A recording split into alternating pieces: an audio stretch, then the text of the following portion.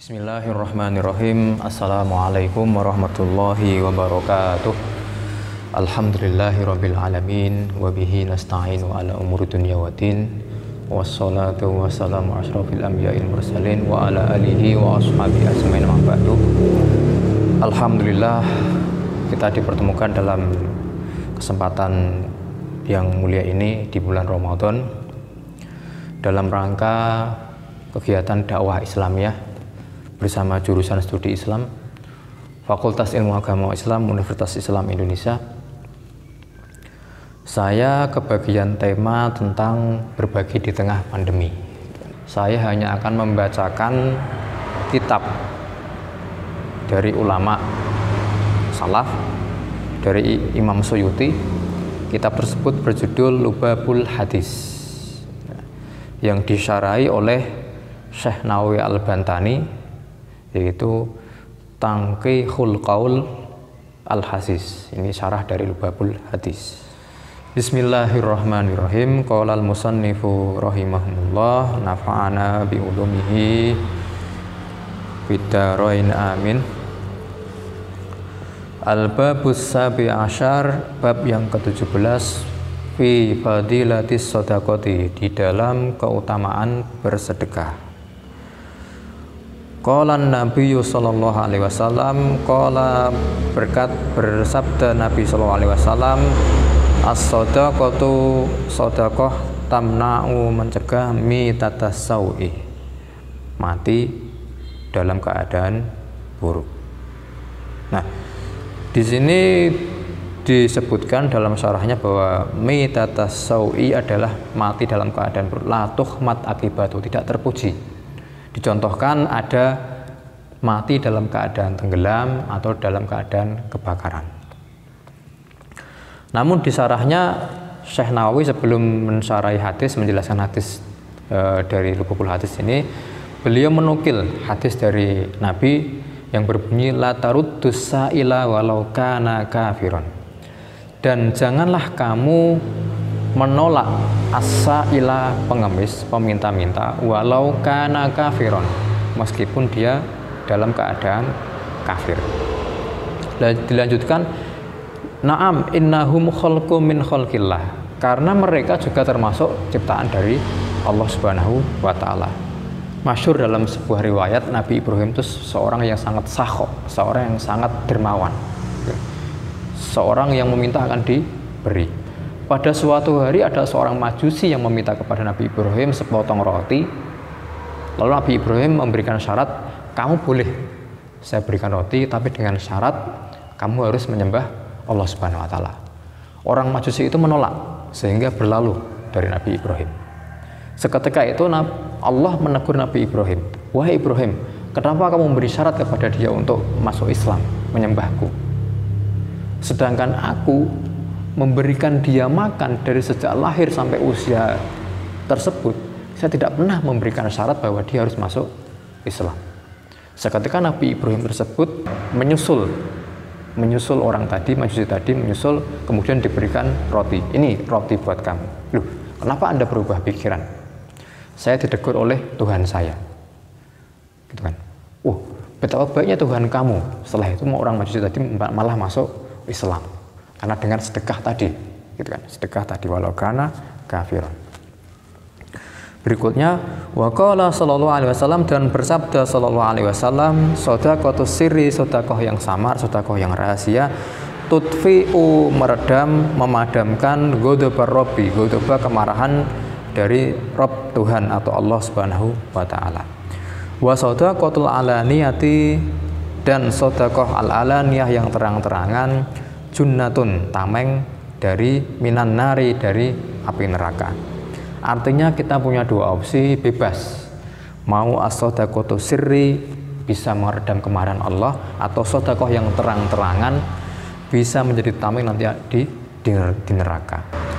Tentunya sedekah yang terang-terangan tadi tanpa adanya riya atau tanpa adanya pamer. Sedekah terang-terangan berarti diniatkan biar ditiru, diniatkan sebagai sebuah uswah, biar ditiru oleh orang lain. Berikutnya waqala sallallahu alaihi wasallam as-shadaqatu tasuddu nasab'ina baban minasui. As-shadaqatu sedekah tasuddu menutup asab'ina 70 pintu baban minasui.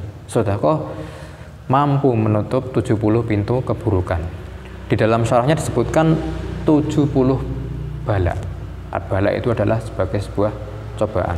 Ahwanuha paling minimalnya, paling ringannya adalah penyakit judam dan baros. Judam itu berarti penyakit lepra, baros berarti penyakit belang. Artinya kalau kita bersedekah, insya Allah di masa COVID-19 ini kita akan terbebas dari COVID, karena dengan fadilahnya dari sedekah, dengan sedekah. Nah, apa itu bala? Bala itu adalah sebuah cobaan dari Allah Subhanahu wa taala untuk manusia. Bala itu bisa berupa kebaikan maupun keburukan. Bagaimana sikap kita ketika menghadapi sebuah bala? Gitu. Ulama tasawuf mengklasifikasikan ada 3 sikap berkaitan dengan diri kita masing-masing. Gitu. Kalau kita marah akan bala, tertimpa bala, berarti bala tadi, cobaan tadi untuk hukuman bagi kita, hukuman bagi kita. Tapi kalau kita sabar, bala tadi sebagai sebuah kafaroh, penebus dosa. Nah, yang ketiga, kalau kita ridho akan bala, ridho akan takdirnya Allah Subhanahu wa taala, maka bala tadi sebagai raf'ul darajat, sebagai pengangkat derajat dari kita sebagai hamba. Karena apa? Kenapa kita ridho? Karena semuanya itu khairihi wa syarrihi minallah. Dalam rukun iman disebutkan bahwa kita harus percaya mengimani qada dan qadar, khairi wa syarrihi, baik maupun buruk. Karena keburukan ataupun kebaikan itu dari Allah Subhanahu wa taala. Wa qala sallallahu alaihi wasallam ittaqun naro, takutlah kalian akan neraka walau bisyikki tamratin, walaupun bisyikki dengan separuh tamratin kurma, dengan separuh kurma. Artinya takutlah kita akan neraka karena yang menyelamatkan kita nanti adalah sedekah. Bisyikki tamratin. Ini kata kiasan ya. Kalau kita sedekah dengan setengah kurma kan kurang lazim di Indonesia. Artinya dengan sesuatu yang lazim di Indonesia itu seperti apa? Walaupun itu yang sedikit. Gitu kan. Ini minimalnya bisyikki tamratin.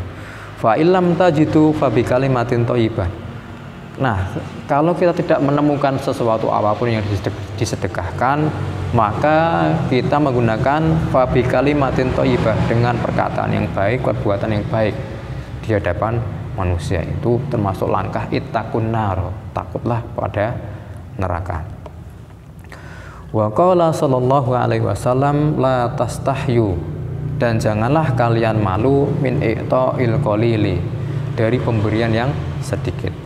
Fa innal khirmana, karena sesungguhnya al khirmana yaitu tidak memberi apapun, aqallu minhu, lebih sedikit daripada memberi yang sedikit. Artinya kita tidak usah malu dengan pemberian kita yang sedikit, karena pemberian yang sedikit tadi lebih baik dibandingkan tidak memberi apapun, gitu kan. Wa qala sallallahu alaihi wasallam man nahara sa'ilan, barang siapa yang membentak sa'ilan, pengemis atau peminta-minta, naharathu, dibentaklah dia, orang yang membentak tadi, al malaikatu, siapa malaikat, maka yaumal qiyamati, barang siapa yang membentak pengemis, maka nanti pada hari kiamat akan dibentak oleh malaikat. Jadi berhati-hati dengan pengemis, dengan peminta-minta. Kalau kita tidak mau memberi, ya dengan perkataan yang baik.